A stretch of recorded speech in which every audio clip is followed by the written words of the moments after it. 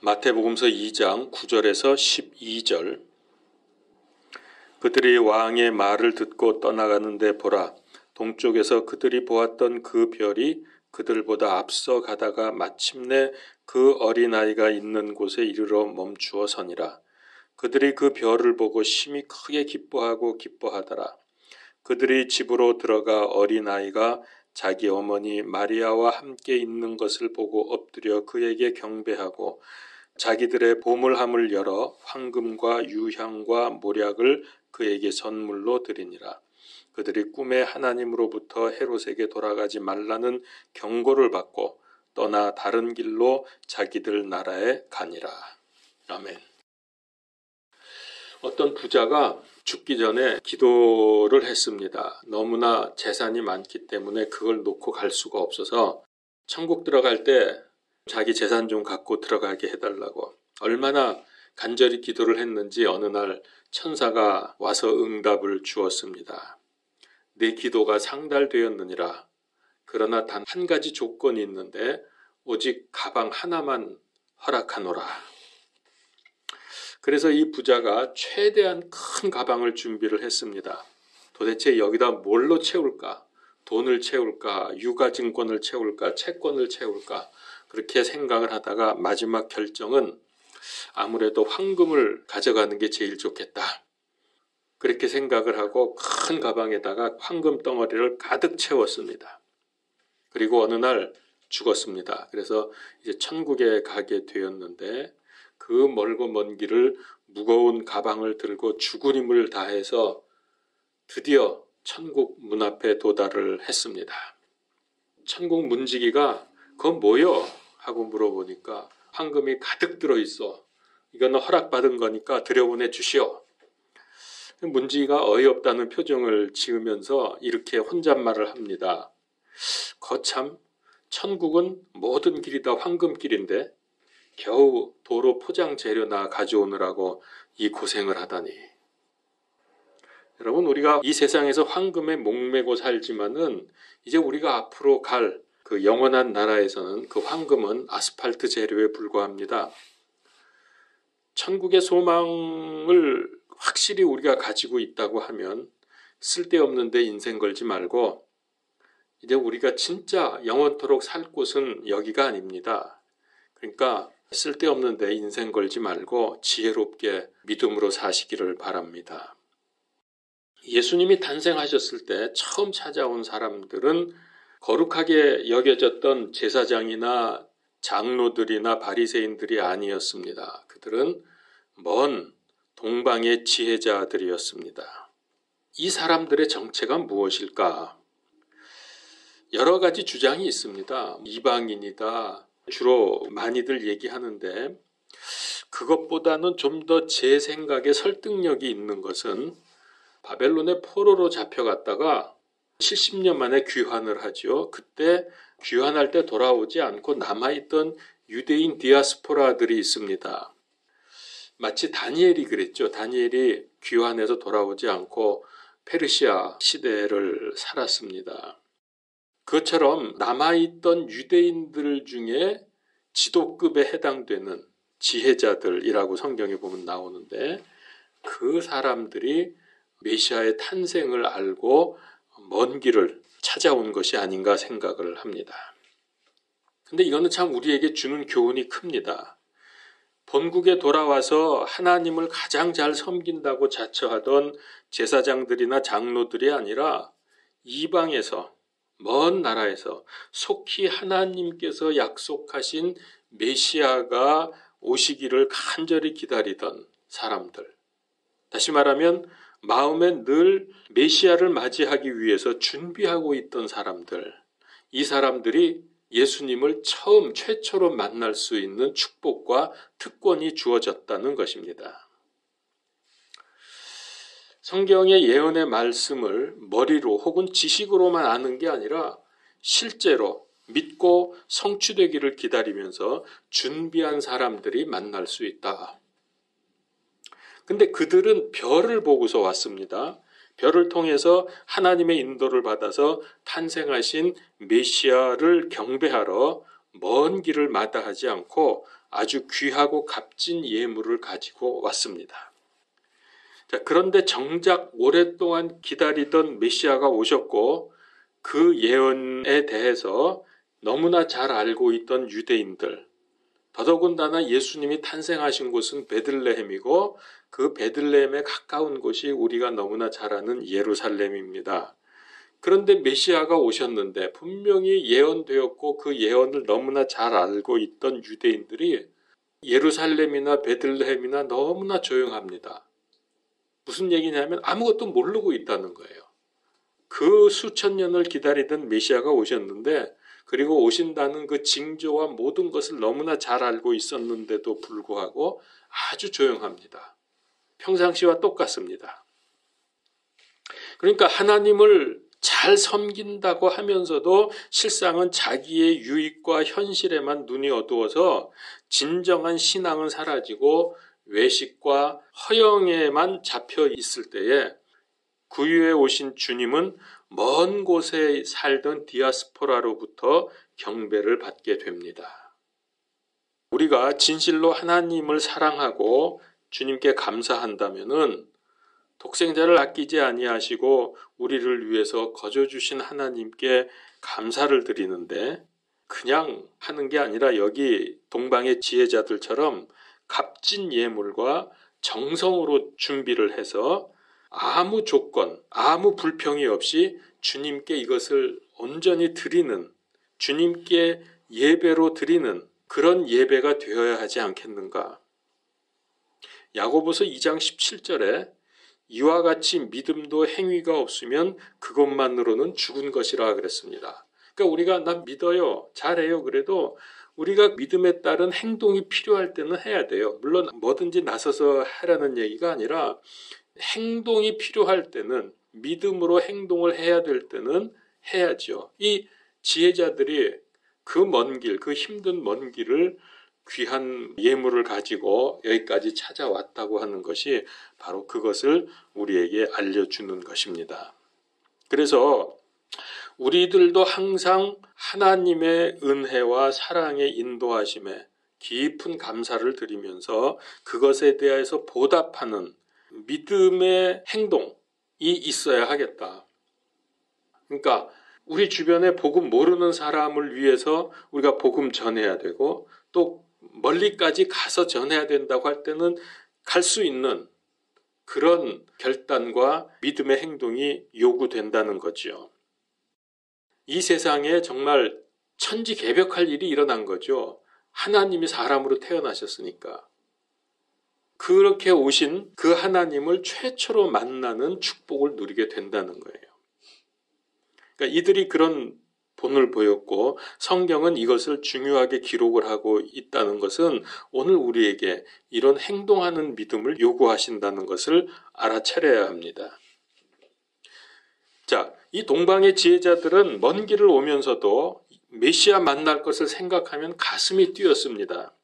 그 증거가 그들이 오면서 빈손으로 오지 아니하고 매우 귀한 예물을 들고 왔다는 것, 얼마나 감사와 감격하면서 왔는가 하는 것을 우리가 알 수 있습니다.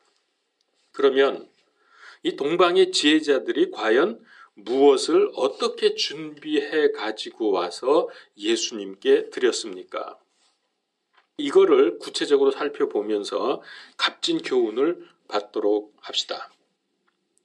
자, 이들은 이방 나라에서 살았지만은 지혜자로 인정받았던 사람들입니다. 우리 옛날 개역에는 동방 박사라고 그러죠. 박사.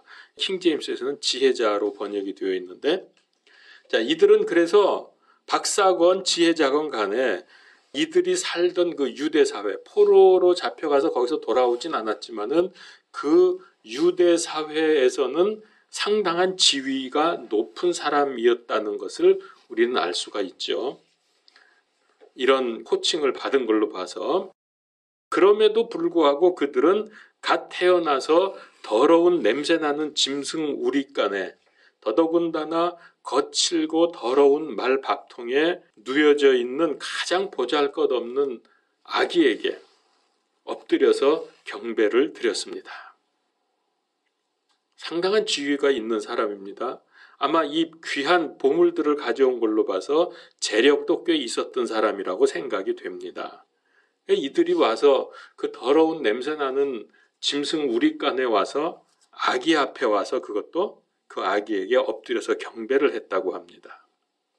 이 한 가지 사실만으로도 우리는 능히 짐작할 수 있습니다.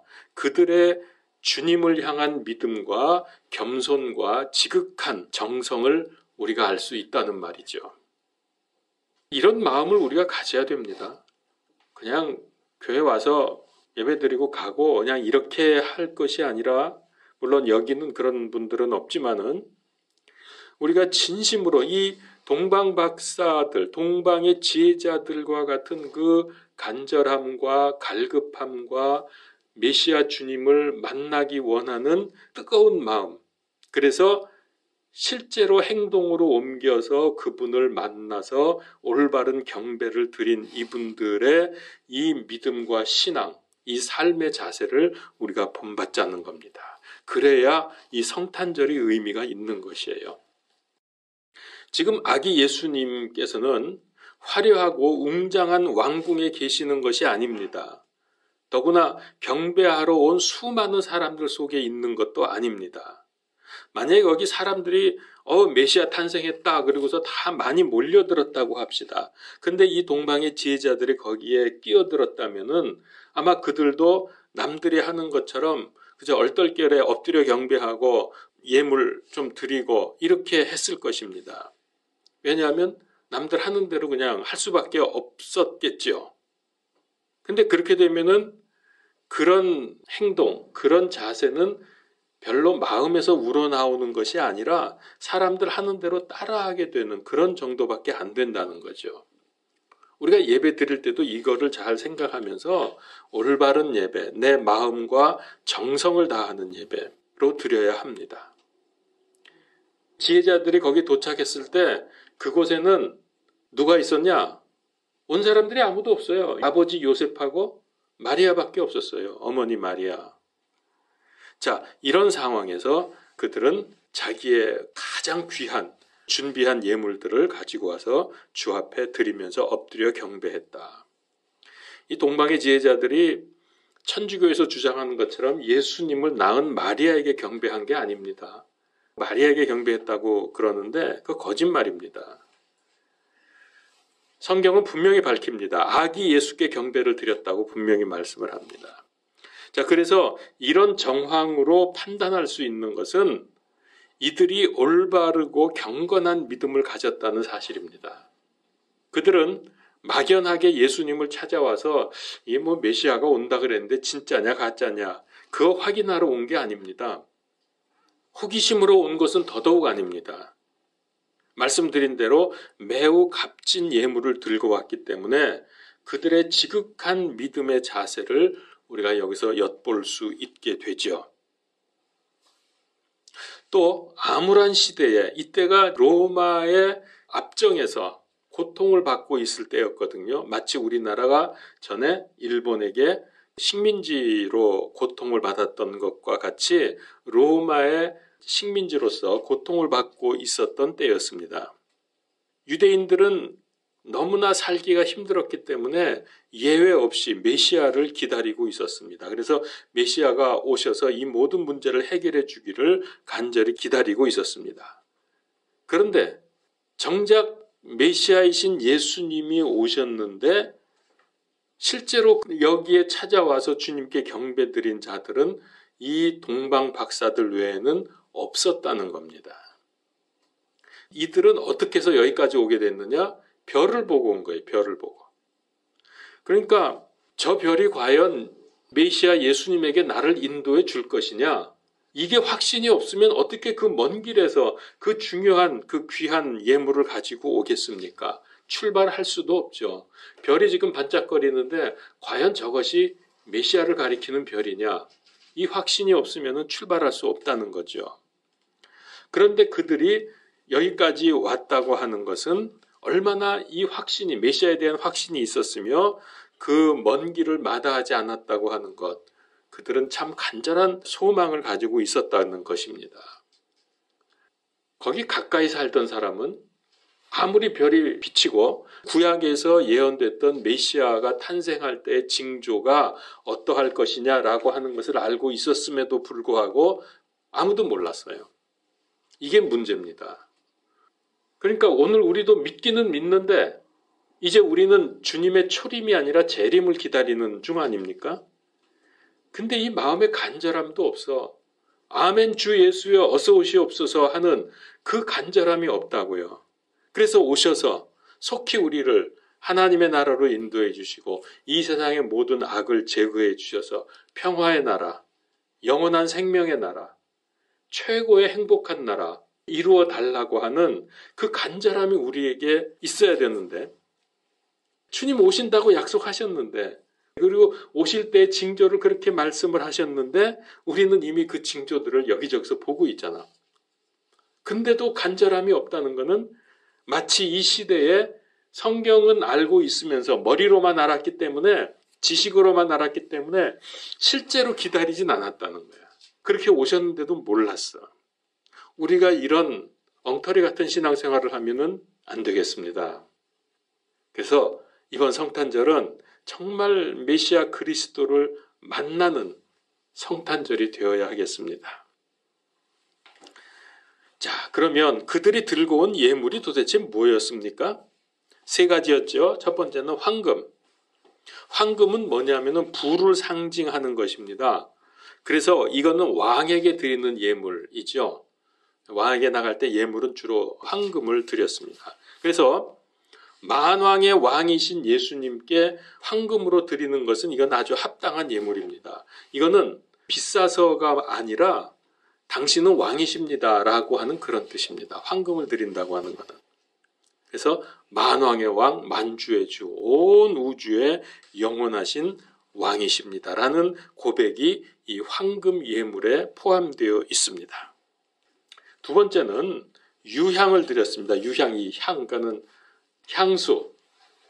우리가 생각하는 그런 향수가 아니에요. 세계 최고로 비싼 향수야, 이거는. 당대에 얼마나 이게 값이 비싼 예물이었는지 이 유향 한 항아리만 가지고 있으면 여자들 시집 가는데 모든 자금이 여기서 다 나와. 이거 그러니까 어렸을 때부터 한 방울 한 방울 돈 생길 때마다 사서 모아가지고 이제 시집 갈 때 되면은 요만한 단지 항아리 하나가 차면 그거 팔면은 모든 결혼 자금이 다 준비가 된다니까. 그 정도로 비싼 거예요. 지금 결혼 한번 하려면 얼마 정도 들어가요? 2, 3천만 원 들어가나? 그럴 것 같아요. 그러면 단지 하나에 유향이 들어있는 요게 2천만 원, 최소한 2천만 원이야. 그 정도로 비싼 거예요, 이게. 그거를 지금 가져온 거예요. 구약 시대에 하나님께 소제와 화제 드릴 때, 소제라는 것은 곡식으로 드리는 제사가 있었습니다. 소제 드릴 때, 그리고 화제 드릴 때, 화제는 불로 태워 드리는 이런 제사를 드릴 때 반드시 이 유향을 제물에 부었습니다. 그렇게 함으로 해서 이 향기를 하나님께 올려드려서 영광을 돌리는 제사가 됐던 것입니다. 자, 그런데 이 유향을 드린 거예요, 예수님께. 자, 이렇게 제사장들이 성전에서 하나님께 예배할 때 유향을 사용했는데 신약 시대에 오게 되면 신약 시대의 예배는 하나님의 말씀이 선포되죠. 그런데 그 말씀이 곧 성경에 보면은 예수님, 즉 그리스도라고 그랬어요. 그래서 말씀이 선포된다는 얘기는 그리스도가 선포된다는 뜻이고요. 그래서 그리스도가 선포됨으로써 이 온 향기를 드러내게 되는 것이죠. 그래서 향기로운 하나님의 말씀이 선포되는 대언자 혹은 선지자라고 하는 것은 당신은 선지자입니다. 당신은 대언자입니다라고 하는 하나님의 말씀으로서 그런 의미를 가지고 있습니다. 이 유향.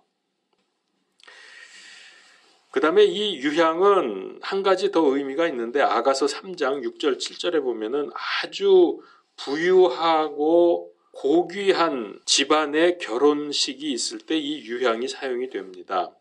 예수님은 우리들의 영원한 신랑이라는 뜻이기도 하죠. 뭐 하여튼 그래서 이 유향은 바로 이런 뜻을 가지고 있고요. 세 번째 모략은 시체에 사용하는 방부제로서 아주 비싼 겁니다. 이거는 귀한 신분의 사람들이 죽었을 때 그 시체의 모양을 보존하기 위해서 사용했던 것이 모략입니다. 그래서 이걸 바르면은 썩질 않아요. 방부제이기 때문에. 그래서 요한복음서 19장 39절에 보면 예수님의 시체를 장사 지내도록 자기의 소중한 무덤을 내어놓은 사람이 하나 있었죠. 아리마대 사람 요셉인데, 이 요셉이 빌라도에게 가서 예수님의 시체를 찾아왔을 때 그때 한 사람이 또 찾아왔어요. 니고데모라는 사람이. 그 사람이 모략을 준비해 가지고 와서 예수님께 드렸다고 하는 그런 기록이 요한복음서에 보면 나옵니다. 제사장은 백성들의 죄 사함을 위해서 중보를 해주는 직분이죠. 예수님은 우리의 대제사장이 되신다고 했습니다. 대제사장 되시는 예수님께서 하나님께 나오는 자들의 죄를 위해서, 죄 사함을 위해서 중보하는 것을 의미합니다. 그래서 영원한 대제사장이신 예수님께 합당한 예물이다. 예수님은 하나님의 백성들의 죄를 대속하기 위해서 십자가에 못 박혀 죽으셨습니다. 그래서 이 모략은 인류 구원을 위해서 사역을 하시다가 십자가에서 죽으실 것을 미리 예표하는, 예시하는 예물인 것입니다. 그분이 죽을 것을, 이거는 시체에다 바르는 거기 때문에 그렇습니다. 자, 이렇게 황금과 유향과 모략은 예수님의 왕 되심과 대언자 되심과 제사장 되심을 예표하는 예물이었습니다. 이 세 가지 여러분 많이 익숙한 말이죠. 제사장, 선지자, 왕. 예수님의 3대 사역입니다. 그것을 예표하는 예물. 동방의 지혜자들이 와서 이런 예물을 드렸다고 하는 것은 메시아 예수님을 너무나 정확하게 잘 이해하고 그분에게 합당한 예물을 드렸다는 것이죠. 그리고 이제 이 동방의 지혜자들은 자기들이 해야 될 것, 즉 예수님께 예물을 드리며 경배를 하고 돌아갈 때에 여기 말씀에 있죠. 꿈에 하나님께서 헤롯에게 돌아가지 말라. 헤롯이 이제 메시아 찾으면 나에게도 알려줘라. 그러면 내가 가서 경배하겠다 그랬는데 거기 가지 말고 그냥 집으로 가라. 너네 나라로 가라. 하나님이 그렇게 하셨어요. 그 이유는 헤롯이 말은 그렇게 했지만 실제로는 예수님 찾아가서 어떻게 하려고? 죽이려고. 왜? 왕이 태어났다. 그러니까 자기가 왕인데 또 왕이 있으면 안 되잖아. 그러니까 겁나가지고 위기를 느껴서 사실은 예수님을 죽이기 위해서 그랬던 걸 하나님은 너무나 잘 아시죠. 그래서 그거 가지 말고 그냥 가라고 했습니다. 자, 이렇게 해서 예물을 드리고 갔는데요. 어찌 보면은 이들은 값비싼 예물만 드리고 얻은 것이 없이 돌아간 것 같습니다. 그 비싼 거 멀리서 가져와서 다 드리고 그냥 가버렸어요. 그럼 손해입니까? 아주 큰 손해를 봤습니까? 그들은 최고의 중요한 것을 얻었습니다. 뭘? 그리스도를 얻었습니다. 그리스도를 통하여 영원한 나라, 하나님의 나라를 얻었습니다. 손해본 것이 아니라 최고의 축복을 받은 최고로 횡재한 사람들입니다. 우리는 이미 그리스도를 얻었습니다. 믿고 영접해서 구원받았죠. 물론 그리스도를 믿음으로 구원받고 영원한 생명을 얻었지만은 그게 다가 아닙니다. 이후에 죽은 다음에 우리가 천국 가는 그 정도로 끝나는 게 아니라 이 땅에 사는 동안에도 그리스도의 풍성한 은혜를 누릴 뿐만 아니라 이후에 상급도 받게 되는 어마어마한 축복을 받게 될 것입니다. 이 모든 것이 다 그리스도 안에 포함이 되어 있습니다. 그런데 이 상급은 우리가 믿은 이후에 어떻게 사느냐에 따라서 결정이 됩니다. 이 모든 축복이 지금 우리를 기다리고 있다는 거죠. 그래서 우리가 예배 드릴 때 자리에 참석하고 그리고 헌금 드리고 이렇게 했다고 다 된 게 아닙니다. 만약에 그것으로 예배 드렸다고 끝이라고 생각한다면 오히려 안 하는 이만 못합니다. 탄생하신 예수님을 최초로 만난 지혜자들처럼 그리스도에 대한 믿음 생활 그리고 나의 귀한 예물, 인생, 생명을 함께 드리는 예배가 되어야 합니다. 바로 그때에 하나님이신 그리스도를 만나는 예배가 됩니다. 기껏 예배 드리러 왔는데 하나님 못 만났다. 그리스도를 못 만났다. 그냥 앉아만 있다가 고개 끄덕거리고 있다가 그냥 갔다. 그거야말로 손해보는 일이죠. 하나님을 만나야지. 예배를 통해서. 여러분, 구원받고 은혜 베푸시는 그리스도께 감사합니까? 나의 귀한 구원을 위해서 독생자를 아낌없이 보내주셔서 구원의 길을 열어주신 감사한 마음이 있습니까? 나를 도우시고 인도하시는 성령님께 감사합니까? 그렇다면, 아니면 할 수 없지만은, 난 하나도 감사하지 않아 그럼 할 수 없지만은, 만약에 정말 감사하다, 나는 정말 그분에게 뭐라도 갚을 길이 없다 라고 생각이 된다면 여러분 드릴 게 있습니다. 우리가 내가 무엇으로 하나님께 이 은혜에 대한 감사를 조금이나마 표현을 할 수 있을까? 만약에 내가 드릴 황금이 없다고 하면 인생을 드리십시오. 유향이 없으면 사랑을 드리십시오. 모략이 없다면 하나님께 생명을 드리십시오. 이번 성탄절에 그리스도를 더욱 풍성히 누릴 수 있기를 바랍니다. 이 동방의 지혜자들이 이런 예물을 드리고 갔을 때 풍성한 이런 모든 축복을 누렸던 것처럼 우리도 이와 같이 하나님께 나의 귀중한 것들 주 앞에 드릴 때에 놀라운 하나님의 축복이 우리에게 임하게 될 것입니다. 우리가 평생 그리스도를 얻어가고 누리기 위해서 귀한 것을 드리고 하나님께 순종하는 삶이 되시기를 바랍니다. 기도하겠습니다. 하나님, 우리의 구원을 위해서 이 세상에 비천한 인간의 모습을 입고 오셔서 모든 고난과 멸시와 천대를 받으시다가 그 고통의 십자가에서 죽으시고 사흘 만에 부활하신 우리 주 예수 그리스도, 나의 구원자, 나의 하나님으로 믿습니다.